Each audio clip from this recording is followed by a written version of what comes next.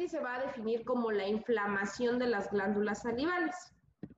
Y podemos tener cialodenitis infecciosas y cialodenitis no infecciosas. O sea, no siempre que la glándula esté inflamada es sinónimo de infección. Ya lo vimos, en el cialolito puede haber cialodenitis y no es algo infeccioso. Entonces, así es como se divide, infecciosa y no infecciosa. La infecciosa puede ser viral o puede ser bacteriana. En el caso de las virales son las más comunes y están ocasionadas por virus de la familia de los paramyxovirus, del Coxsackie, de citomegalovirus y parainfluenza. ¿Qué otras enfermedades nos daban el Coxsackie que vimos la semana pasada? Mano, pie, boca. Muy bien, enfermedad de manos, pies y boca. ¿Y qué otra? Herpangina. Herpangina. Ah, miren, sí ponen atención. Muy bien. Entonces, enfermedad de manos, pies y boca y herpangina se pueden acompañar, entonces, de cialoadenitis. ¿Por qué? Porque son virus que se relacionan a esta. Paramyxovirus, que es básicamente que ocasiona la cialodenitis viral más común, que son las paperas, que todo el mundo conoce, pero les digo también Coxsackie, citomegalovirus y parainfluenza. Y en el caso de la no infecciosa, les mencionaba el cialolito, pero también puede ser por otro tipo de actividades como la radiación, por ejemplo, o situaciones, o la sarcoidosis, o incluso la compresión misma de la glándula. La más afectada es parótida, hasta en un 25% de los casos. Clínicamente, pues van a ver los parámetros de inflamación, va a haber dolor, va a haber aumento de tamaño, va a haber calor local o aumento de la temperatura local, se va a ver rojo o va a haber eritema y por lo mismo no va a poder abrir o va a tener dificultad para abrir y va a tener, pues, a eso se le llama trismus. En el caso de las cialodenitis infecciosas va a haber salida de secreción, que si es bacteriana, pues la secreción va a ser pus, material purulento, comparado que si es viral, la secreción en las cialodenitis virales son transparentes. Hay unas otras variantes como la cialodenitis subaguda necrosante, que es pacientes que tienen inmunosupresión y son cuadros que se consideran, digamos, que se consideran como complicación de una cialodenitis normal en pacientes, les repito, con inmunosupresión y bueno, y la parotiditis recurrente juvenil. Pero pues de manera general, así es como se ve la parotiditis. Recuerden, aumentos de volumen, duelen, o sea, molestan.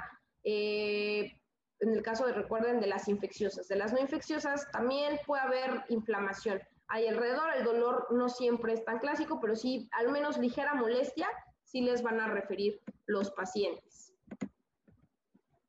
Vean aquí cómo se ve rojo, eritematoso, el aumento de volumen, el tiempo de evolución de cuántos días, pues alrededor de 5 o 7 días aproximadamente.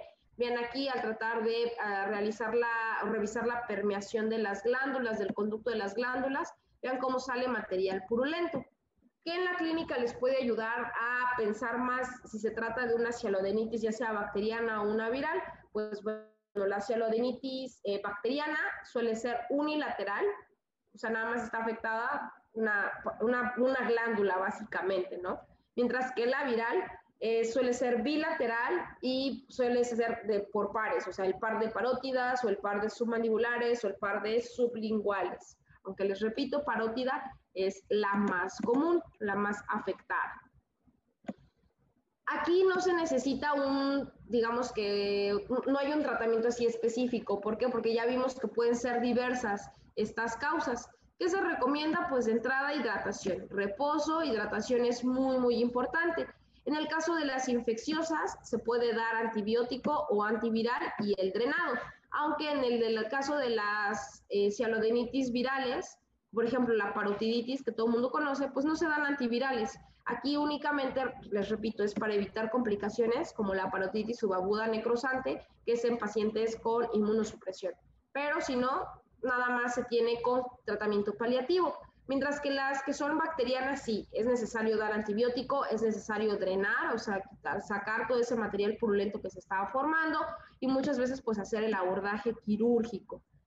Esto es común, les digo relativamente, más las no infecciosas, aunque no lo crean. y en el caso de las infecciosas, las virales son las más comunes y sobre todo en niños y adolescentes. De hecho, no sé si recuerdan, hace un año, 2 años alrededor, hubo otra vez aumentos de casos de paperas. No sé si se enteraron de eso aquí en México. ¿Por qué? De nuevo, porque no se están vacunando de manera adecuada. ¿Dudas de la cialoadenitis?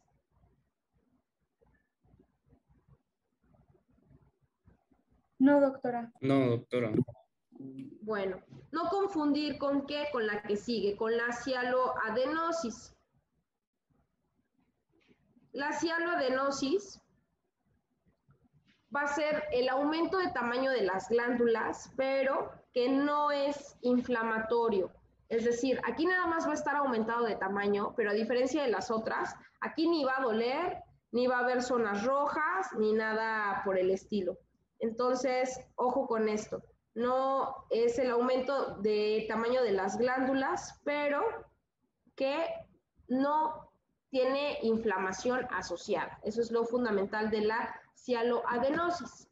También parótidas son las glándulas más afectadas y la cialoadenosis generalmente va a ser bilateral. Ese es otro dato importante.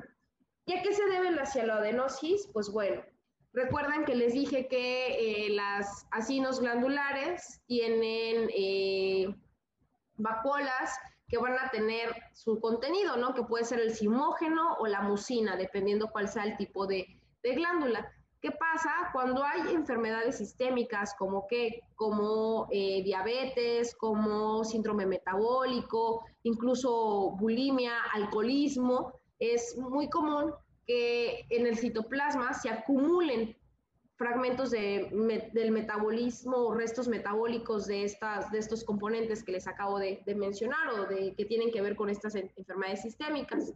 Y entonces se sustituye ese parénquima glandular por acúmulos ya sea de lípidos, por acúmulos de otras vacuolas, etcétera. Y por eso se aumenta de tamaño la glándula. Pero recuerden, no es inflamatorio. Y ya les dije cuáles son las enfermedades: diabetes, síndrome metabólico, hiperlipidemia, bulimia y alcoholismo.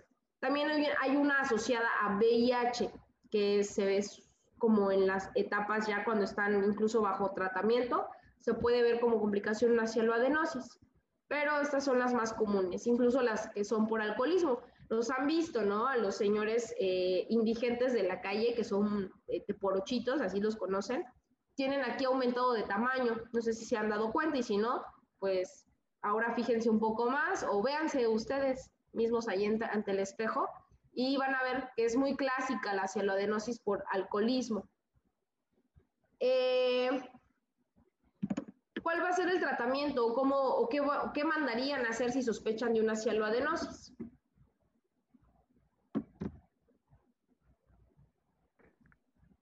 Pues preguntarle si tiene alguna enfermedad sistémica de base. Preguntar si tiene algo sistémico, la historia clínica va a ser fundamental y también tener pues tu auxiliar de imagen. Si en la clínica va a ser evidente el aumento de tamaño, pero necesitas un auxiliar de imagen. ¿Qué auxiliar de imagen pedirían? ¿Un ultrasonido? Ajá, un ultrasonido, por ejemplo. Es muy útil. ¿Por qué? Porque no necesitas los datos que veíamos, ¿no? De exactamente en dónde, sino nada más saber si realmente la glándula está aumentada de tamaño o no. Entonces el ultrasonido es bastante útil, o pues la tomografía. Y aquí vemos este ejemplo, vean cómo es bilateral el aumento de tamaño de las glándulas. El tratamiento es causal. Si conocemos cuál es la parte sistémica que se está relacionando o por la que se está desarrollando la cialoadenosis, pues ese es básicamente el tratamiento. Una vez, de hecho, que se controla esa parte sistémica, la glándula poco a poco regresa a su tamaño original. Van a haber ocasiones en donde la hipertrofia pues fue muy crónica, que sí disminuye de tamaño, pero ya no regresa a su tamaño tal cual original. Pero la mayoría de ellas sí. Otro auxiliar, pues, es el uso de pilocarpina en pacientes bulímicas, pero bueno, eso no la utilizan ustedes, la tienen que utilizar ya sea el médico o el patólogo bucal.